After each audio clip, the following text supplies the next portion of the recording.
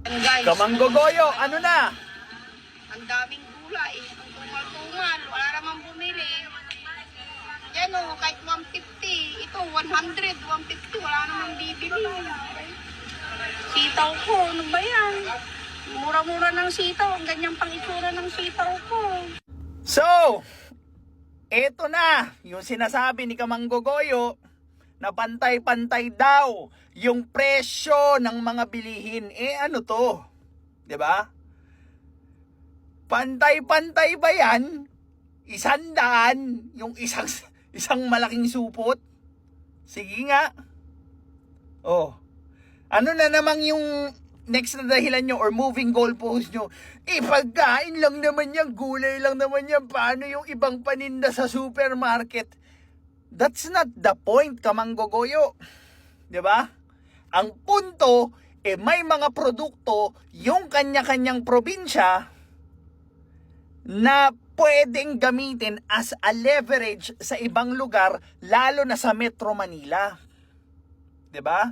And that's the reason why hindi pantay-pantay yung mga sweldo ng bawat probinsya kasi nga, ayan na, sa harapan mo, sinasampal ka na ng katotohanan. 'Di ba? Hindi rin kasi pantay-pantay yung resources ng bawat probinsya. And sino ang magtatakda ng sweldo or nararapat na sweldo? Of course, yung regional wage boards. Ngayon magdadrama ka, pantay-pantay lang naman yung sweldo, yung presyo ng bilhin. Anong tawag mo dyan? Napakasinungaling mo talaga.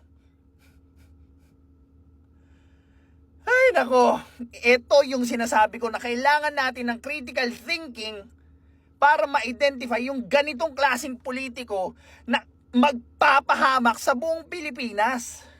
Yung mga tangang minimum wage earner naman, 'di ba? Todo support diyan sa Kamanggogoyo kasi wala naman silang alam eh.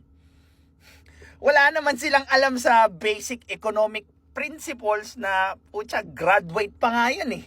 'Di ba?